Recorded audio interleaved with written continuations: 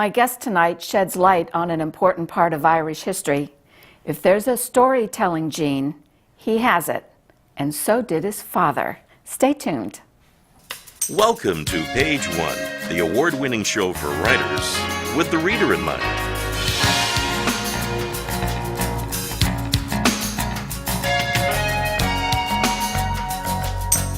That draws the reader along, just like fiction.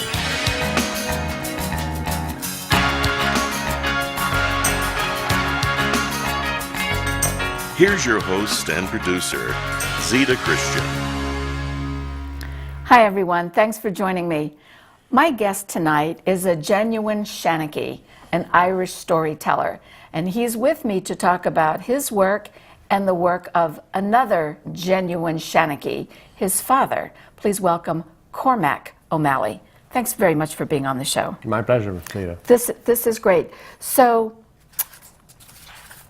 the fact that you're sitting here with me tonight proves to me an adage that a good friend of mine, Ann Richards, always says, that destiny is a wide road. Because I know that you are a corporate attorney, and yet you turn you have a whole other avenue of your work where you are writing, and writing not only your own pieces, but also resurrecting, reframing, I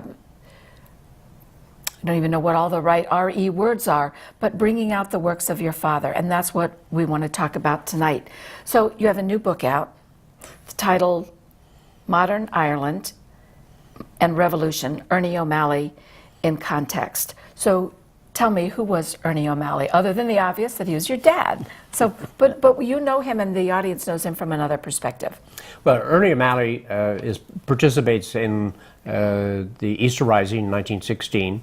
At a very early age, joins in that rebellion, and by age 21, he is a very senior officer in the Irish Rebellion, and commandant general in charge of eventually half of Ireland. He goes against the treaty when a treaty is signed with the British. He fights his own brothers because they have, in his view, in the Republican view, compromised the Republic and made it into a British colony which will swear allegiance to a British king. Basic divide in between republicanisms and others.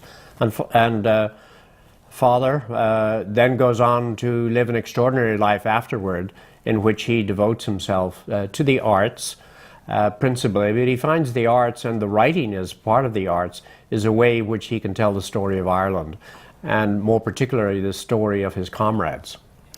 That's that's one of the things that I love about your story, and how it parallels so much about your father's story, that you have a certain path that you're going along. I mean, your dad was in medical school, and then the war, the whole issue of rebellion, the separation, the fight with Great Britain, and he becomes a soldier, and then he turns to the arts.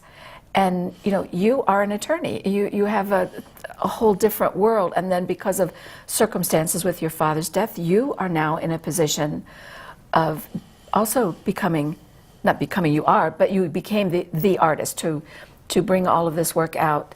And one of the things you just mentioned I really want to focus on, and that is the idea that your dad is telling the stories of many of the people he met, through the 7 years of the fighting, and the whole idea of I guess, the odd as it may sound, when I was going through the information to research to get ready for the show today, all I kept thinking was, here you have very poor people in Ireland, Northern Ireland and Southern Ireland, and you have this divide. You have Protestant, you have Catholic, you have the people who are supporting the treaty with Britain, you have the people who are not, and there is a civil war that winds up going on. And in the midst of all of that, my mind turned to Downton Abbey, and the character Tom, who is the chauffeur, and the whole idea that he is marrying into the Grantham family, and he's marrying the youngest daughter, Sybil. And in the show, we see this antagonism because he is a chauffeur. He is is a poor man, and he's marrying into this wealthy family. But all of what we're talking about tonight and all of your father's work shows that it's way more than that. I mean, it was the fact that he was Irish. That was a whole nother cause for discontent. So this book, the new book that is out now, you are having, I want to be sure that I get this in here before I forget, book launch. Book launch in April 28th. April 28th, and where? At the Maple Cafe in Hartford. In Hartford, Connecticut. That's great. And for people who want more information about that, I'm gonna direct you to the website you have set up for your dad right now. This book is new, and I realize that there's not a website set up especially for this book, but you can find out all kinds of information by going to ErnieOMalley.net. And then people can also write to you, and you'll get information through that website as well. Love to. This whole idea of publishing your father's literary heritage, I wonder, when I think about the man he was and the life that he had, how the events of the Easter Rising and of the Civil War, how did all of that affect him? Because he did so much more than, I don't want to say just as a word that minimizes, but only. He did more than reporting and gathering stories, but he suffered through those years. Tell me something about that. Well, indeed, as what he called it is a crusade, an 8-year crusade from 1916 to 1924. And I found that note in a letter that he was writing to a young lady who he was trying to explain, because obviously she had suggested certain topics of conversation in the letters, and he sort of said, "You don't understand, I can't go there. We were on a crusade for 8 years, and it was a very monastic, harsh life, and I'm just not socially adjusted to discussing the things that you're talking about." And indeed, all of those fellows, we have a modern term for it, of course, post-traumatic syndrome. And so all of those soldiers who went through any of those wars felt that. And Father had a very bad case of it. He not only had it from the trauma, but he had it from the suffering, from the health, from the injuries, from the wounds. And he was imprisoned, he was tortured, and not once, but twice. And it amazes me when I think about what he went through, and then I think about almost like therapy is about the best word I can think of it, because post-traumatic stress disorder, you look for ways to help people who are dealing with that. And so many times we hear, do something that's creative, do something that is for others, so that your energy goes out as opposed to being tight inside. And your dad goes around to all these different counties and collects stories. So talk to me about the stories and about those books. Yes, I found a very telling letter written in 1951. So he dies in 1957. He's in bad health. He's about 53, and makes a decision to go around and interview 450 people by himself in a car, without any help, without any modern mechanism, with a notebook, and writes the stories of these 450 people. And he does it because he wants to to allow their stories to be told. He wants it first as a treasure of history, so that what they did is recorded. And secondly, the way I've interpreted that heritage is, I want to tell back to those families the stories that they don't know, because these men never talked. Yeah. And so by publishing the series of books called The Men Will Talk to Me, I've been able to help the families know what their grandparents did for a grand struggle. Absolutely. And some of it, not all necessarily something they want to hear, but these are deeds that men did in war. And you can be proud of it and of their efforts. So, and I think it also shows that there is a horror of war, which is why I hope that as a society we find another way to solve our conflicts. But we do have some of the books here, and we'll just take a look over here on the side. These books, these stories of these men. These are collected. These are all the ones that are called The Men Will Talk to Me, and we're showing one of them here now. But you have a whole series of them, and they're How are they organized? This one is... Well, what I did is I have found these 450 interviews in inscrutable handwriting, so I had to get them typed up myself and interpret them and put footnotes in.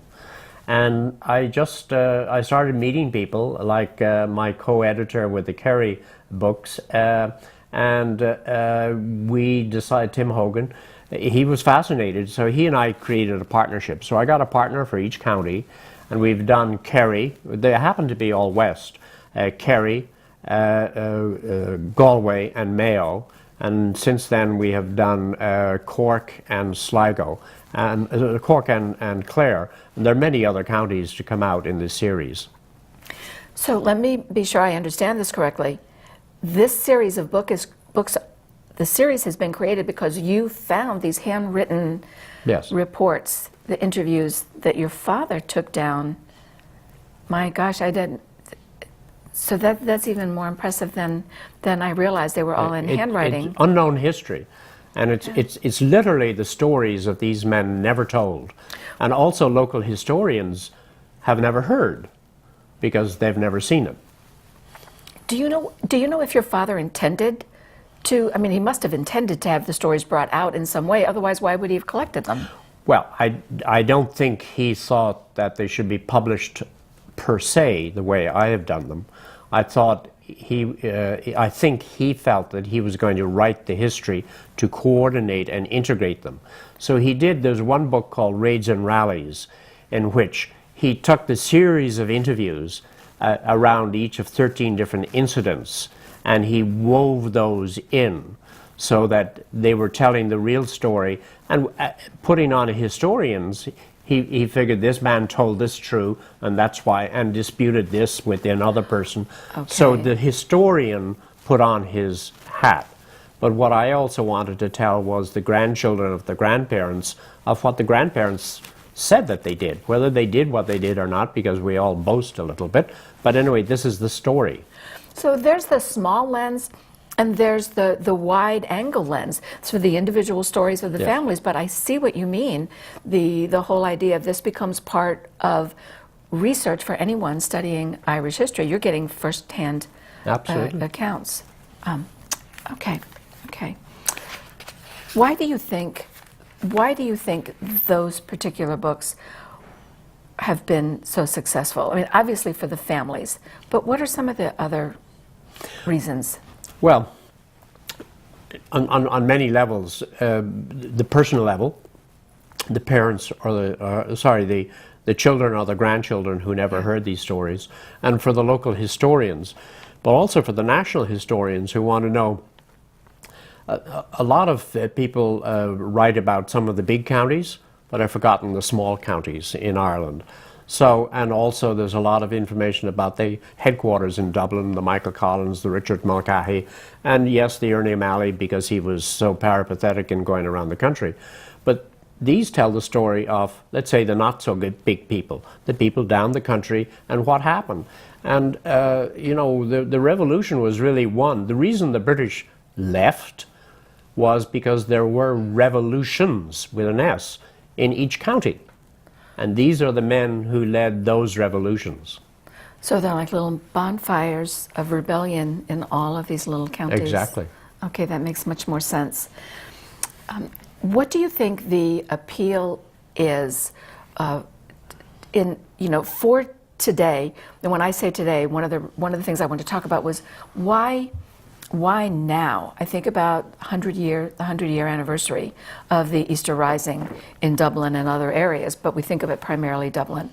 So do you think like there's a necessary time perspective, like you have to have a certain amount of distance in order for people to be able to look at things? Well, two comments. One, when my father returned from the United States, his initial books, memoirs, are written in New Mexico. That's another whole chapter. But he wrote them here, brought them back to Ireland, showed them to a good friend, and his friend said, "You can't publish this entire book." Wow. Why? Well, because it covered the War of Independence plus the Civil War. So he said, you can only cover the War of Independence, because that's right after that is when brother turned against brother. So it wasn't until 1978 that I published the Civil War story, which was written as one book. So I mean, that's one explanation. Okay. It was so raw. Now, the second point is even in the 70s and 80s and 90s up to 1998, when there was a peace agreement in Northern Ireland, the Irish people were very looked askance at republicanism because they knew what extreme republicanism could occur, which is what happened in Northern Ireland. Whether it's right or whether it's wrong, 3,000 lives were lost in Northern Ireland, which is more than in the entire Irish War of Independence. And so people were looking askance and didn't want to hear it. Now, the government has done a very good program in Ireland about 1916, and they've set a 10-year decade of remembrance. So these books flow right into that. Remembrance of who we were, what they were, what each of us did in the counties and in the families. Because I think, a lot of times we find that we need time gives us not just a perspective, but it cushions the rawness so that we can look at things that we might not be able to look at before then. When you are reading all of this work from your father, you're reading his handwriting, you're realizing the suffering that he went through. I want to talk about your perspective. You're his son, and you're seeing all of this about your father. Did any of this surprise you or change your perspective about him? Well, he died when I was 14, and we had a very odd family life given the dysfunctionality, and my American mother had left with my brother and sister. I was left alone with my father, and I was sent off to boarding school. So our time together was really relatively short. Mm-hmm. The one thing I did know was that he was there for me as a father. There wasn't so there was sort of 1 month a year when we were together, and even then we were down on a farm and whatever. But I do remember one incident. He was shaving in the bathroom, and I went in and looked at his back and noticed a whole series of indentations in his back, which just seemed to be odd. Yeah. And I said to him, what's up with the back, or what are these things? And as I touched them, his back quivered, which wouldn't be abnormal, but indeed, the quivering perhaps reflected his rephrase to me, which was, well, that's where they tried to take some bullets out, but they couldn't get them all. Oh my gosh! So that was a bit of a non sequitur for me. I mean, you don't follow that up and sort of say, what do you mean? And so I didn't really know who my father was until he died, and there was a state funeral. I didn't know what a state funeral is, but when you see one of these things like a Washington inauguration with the army and military and bands, and that's for your father, you say, ooh, who was he? So since then I've explored what he was and found his letters and his stories and got to know him through my effort to publish. I would like to have, if you would, help us get to know your father through his words as well. And I know that you brought a poem. This is interesting. This is not something that we talked about ahead of time at all. Just before we went on the air, I realized that Cormac had this poem with him, several of them from his dad. So it was one in particular I just love. Would you share it with us now? I'd love to, yes. Thank you. you. This is a bit of romantic. This is an Irishman immigrant living in New Mexico, thinking about the country that he loves. I'd like to walk a Dublin street, then wander through the glen, to talk and meet to friends I'd meet about the things I've seen. I'd like to tramp upon the hills way over in Glenamore, to breathe the heather air that fills the grey slopes of Capur. I'd like to watch in Donegal wee wild things near a lake, to feel a hunter take a wall, to eat a griddle cake. I'd like to roam in Iarconnath, or sail along Clew Bay, to kindly dream where once we fought, to pass the time of day. Only my spirit walks these haunts, made clear by memory, pacing the country of my wants that lies across the sea. Thank you. Thank you. That's so beautiful. And if you're listening to that, and if you just happen to be joining us, Those are the words of Ernie O'Malley, and read by his son, Cormac O'Malley. Thank you. What a treasure. I think about that, about the griddle cake and about the wee wild things by the lake. I said, oh, the imagery in there is so beautiful, and in my mind, so very Irish. Speaking of imagery, there is a poster that we have here that I want to bring up for another book. And I know this one was created, or it has the material in it, from your father and your mother. This one, Western Ways, Remembering Mayo Through the Eyes of Helen Hooker and Ernie O'Malley. And so your mom, Helen Hooker, look at that beautiful cover. Yes. So tell me a little bit about this book. Well, my mother was a Connecticut Yankee family who married an Irish revolutionary, sort of ran away from her Connecticut base and went into rural Ireland in 1935. Now, rural Ireland in 1935 was very Catholic, very conservative, and she was an artist, a sculptor, a painter, a photographer, well-traveled, and she brought her camera to Ireland. So some years ago, I found, 5 years ago, I found part of this trove of search and of materials. And with a friend, Christy Barron, who was intrigued with all of this, said, let's make a book out of it. So we created these stories explaining what was going on about thatch cottages, about pitch and toss, about how you lived on an island. And this tells the story. It's a beautiful black and white story of Mayo. But it's not just Mayo, it's rural Ireland in the 30s. And Mayo's the county where your dad was born, yes. Correct? Speaking of birth, just a little tidbit too that you shared with me before the show. Did you not say that you are descended from, like, what is your 10th grandfather, Thomas Hooker? That's correct, yes. Founder of Connecticut. It's like, so you've got this political energy, or this spirit running. Well, we like to think both of it as revolutionaries. There you go. Running both ways. You know, and speaking of revolutionaries, perfect segue to this. This book, From a Land Beyond the Wave. Now, we had one of the authors, a couple weeks ago, I guess it was, Patrick Mahoney was on, and Neil Hogan, the other co-author, was not able to be here. But one of the things I mentioned when we did this interview was how fortunate they were to have you do the foreword for the book. So this book, From a Land Beyond the Wave, Connecticut's Irish Rebels, 1798 to 1916. So you write the foreword for the book.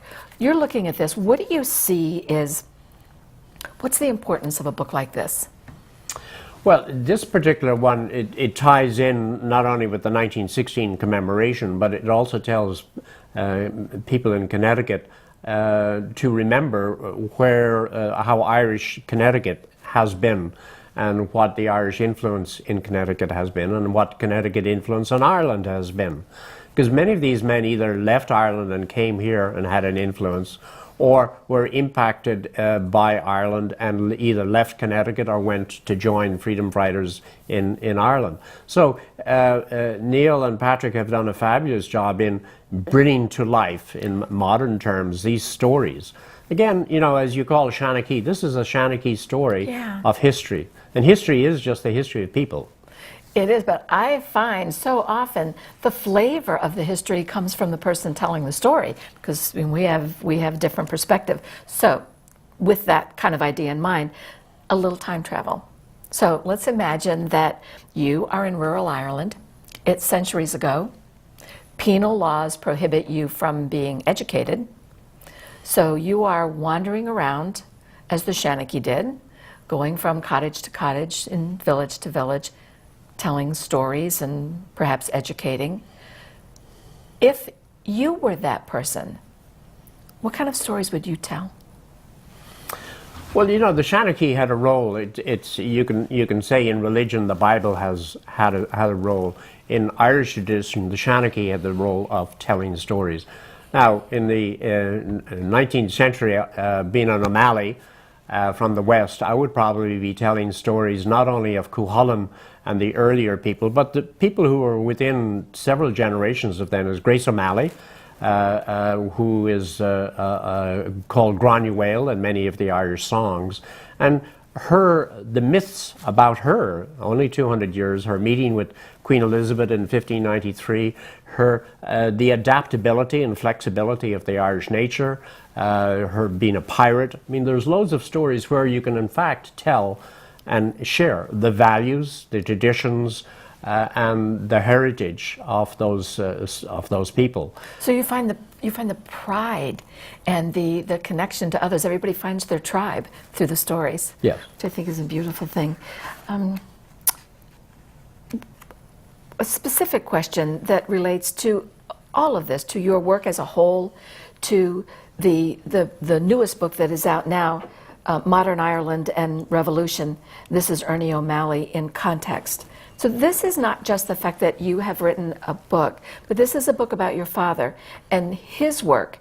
So I want you to talk for a bit about the concept of success for this book, because success means different things to different people. I know that. So when you're looking at this book that is bringing his work to the public, what does success mean for you? Well, I just step back at the time that I inherited this in 1957 when my father died. His book had been out of print for 20 years, and there was no other O'Malley books on the shelf. And he wasn't known within academic circles. So what this Modern Ireland and Revolution has been very proud for me to do, to edit, I was only the editor, was to help get other academics and people of distinction to write about Ernie O'Malley because they believed in him and saw in him things that I didn't even know. But he now has a reputation in the arts, having helped John Ford in the film, having done short stories, having done a history, and pulling all of this together. So there is what I call a nationalist period, which we all sort of knew about through his books, and then there's what I call post-nationalist, which is what he did in the arts. And the success of this book has been able, first of all, getting it on the shelf, secondly, having scholars recognize it, and thirdly, having the public behold what he in fact did accomplish. Rewind just for a minute. You mentioned film. What film are you talking about? The Quiet Man. The Quiet Man. My father was an assistant to John Ford in The Quiet Man, and in the second movie that John Ford made in Ireland in 1956. He was technically the IRA consultant. I was on there myself. Oh, as a young red-headed fellow. There's so much history in here. So this is just such a rich conversation, and unfortunately, Cormac, we only have less than a minute left. So I want to just be sure to let the audience know, there's going to be a book launch for this book on April 28th in Hartford at the Maple Cafe. And from what I understand from my friend Ed Patterson, who is making all of this possible, is that there are going to be different presenters. There's going to be a whole section about one book about a portion of Irish history, and then artistic presentations, maybe music, maybe readings, and then excerpts from another book about the history of Ireland. So this is all coming together, and you can get lots of information checking the website, the ErnieOMalley.net. So I'm definitely getting the signal we have to start. Cormac, thank you so much. Thank you indeed, my pleasure. I'm just delighted that you came. I also want to thank Ed Patterson for coming here also and making all of this possible. I'd like to thank my crew, and especially on a Page One show, I love to end the show with a quote from the fantasy writer Ursula Le Guin, who said, "There have been civilizations that did not use the wheel, but there have been no civilizations that did not tell stories." So find your story, find a way to tell it, and do join us again next time. Thank you.